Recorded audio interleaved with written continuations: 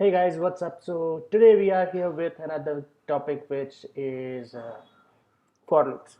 So it is actually the two part topic.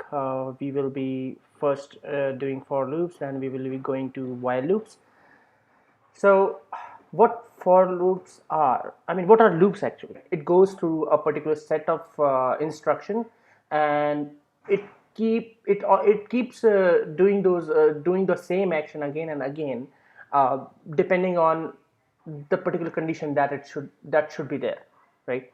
So, if I say if I want to put a set of seven boxes, I won't do it all at one, right?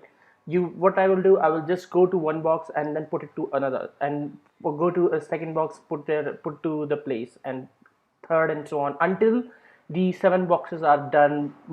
I'm done with moving seven boxes to that particular place. That is what for loops are. So to understand that in much better way, I have a diagram to show you. Okay, so see, do you see, this is like a circuit? It is a whole circuit. So we say, okay, this is one, this is two, this is three, this is four, this is five, this is six. Okay, so these are six bulbs. So when I say I'm making a I'm just doing I'm making a plug, or something like a button. Okay, so if I say switch, I'm making a switch or sort of thing. Maybe I think this is not working. So let's say this is my switch. Okay, and my switch is the initialization of for loop, right? Bad color choice, sorry. So my switch is like initialization of for loop, right?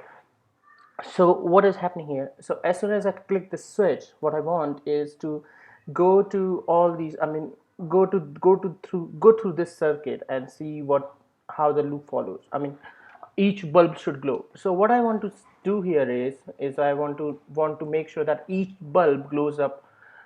Okay, and unless all bulbs glows up, I will not turn off the switch. But in this case, so if I won't turn off the switch, then till then, it this whole loop, the whole circuitry follows, right? So what I want, but for loops is similar. I mean, now for loop is similar like that. So what happens is, if I am clicking this, right?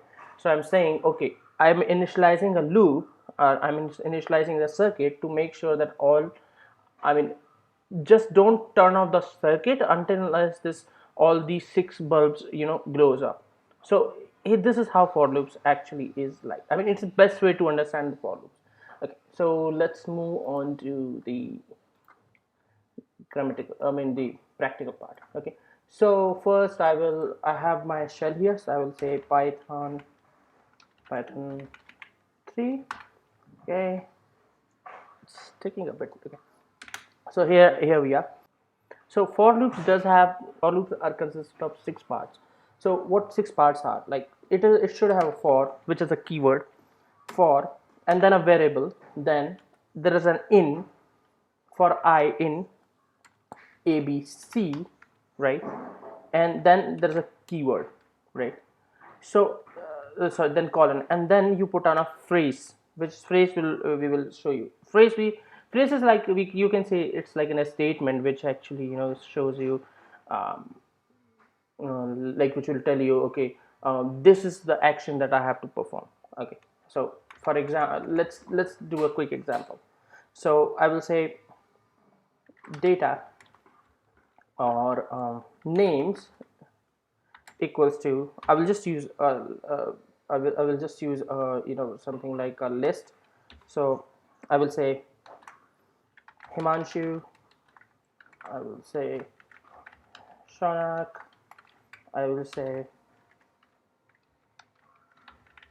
Ashna, I will say Tom, I will say uh, Blair. Okay, so this is a complete list. If you don't know about list, I will just put one in the I section. You can, I mean, you can check the video in the I section for to go through the list. Okay, Now if I will just print name, right, I have this whole list. How many items are there? Is 0, 1, 2, 3, 4.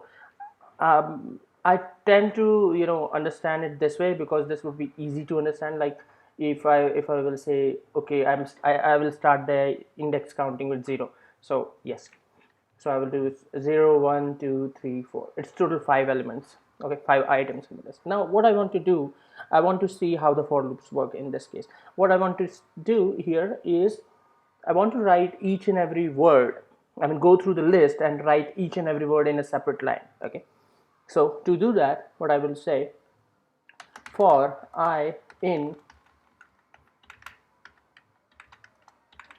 if I can write, I name, I will say print /n. /n will print a new line. I will say I. Okay, I will, sorry, my bad. So what I will say, print /n plus I. Okay, so as soon as I do this, you can see that it just adds, I mean, it just types these these items over here in using the for loop. Let's do another example of a for loop. Okay, I will just clean it up and I will say ages equals to range of 0, 5, 0, 10. Okay, so what I will say, a range of 0, 10. So if I say age, so it's a range of 0, 10, right? Now what I want to do is go through ages and print all the ages. So I will say for I, or let's say a in age, then I will say print a. Okay, 0, 1, 2, 3, 4, 5, 6, 7, 8, 9. So here the case is we are including all the all the items in the range is starting from 0 to 10, but here the last element is not considered. It's an exclusive element over here, so you can just say 0, 1, 2, 3, 4, 5, 6, 7, 8, 9, right, like this. Okay. Now with for loops, I'm just adding a spice. I will spice it up with letting you know how what ranges are. I will try to use two different subjects in one, so that you can understand it better in conjunction with each other, right? Or you can use it anywhere. Okay, now so there's let's do another thing. So range, so if I'll say name, or let's not do the name, let's just use a for I in, sorry, for a in, I will just use a in range. Now what I will do is range starting from 10 and then ending at 100 and stepping by 25. I will explain this how it works. Okay, right, and I will say print, sorry, my bad, and I will say print a. Okay, so what's happening here? See, range is like, range provides you an option to actually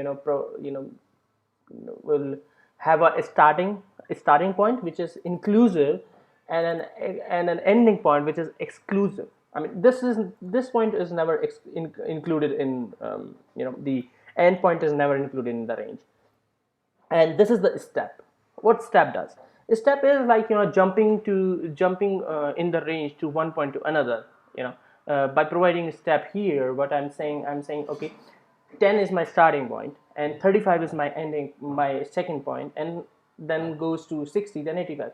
Now what I'm saying here is the 10. Okay, so 10 is my starting, then I jumped 25, I went to 35, I jumped 25, I went to 60, I jumped 25 again, I went to 85. So this is how range is like, right? You can do experiments with range. Now at any point of time, if you feel like that range is, you don't understand or you forget how to use the range, I will provide you a quick gotcha actually. So what you do, if you say help and then type it range, whoa, see here, it will give you example of how range works. Sorry, my mouse is a bit jiggly. Okay, so I assume there's a problem with the mouse. So see, range is start and stop, and range start stop step right here, right? It's a range object. So type of object is range, right? Whenever you define a range, it's range. It's a range type of object.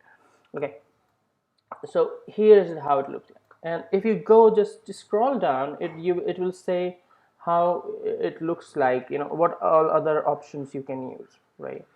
um, like indexing, start stop index, and then static methods you can use.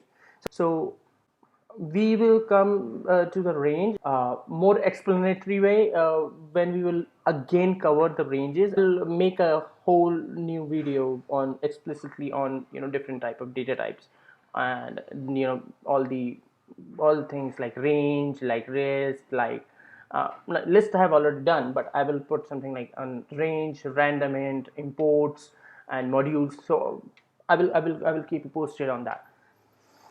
So this is what for loops are, and this is what uh, ranges are. So I hope you guys understood what I have to explain through this video. If you guys have any questions, anything you cannot understand, just feel free to put it into the comment box, and also please like, share, and subscribe. And I will see you again. Until then, bye bye.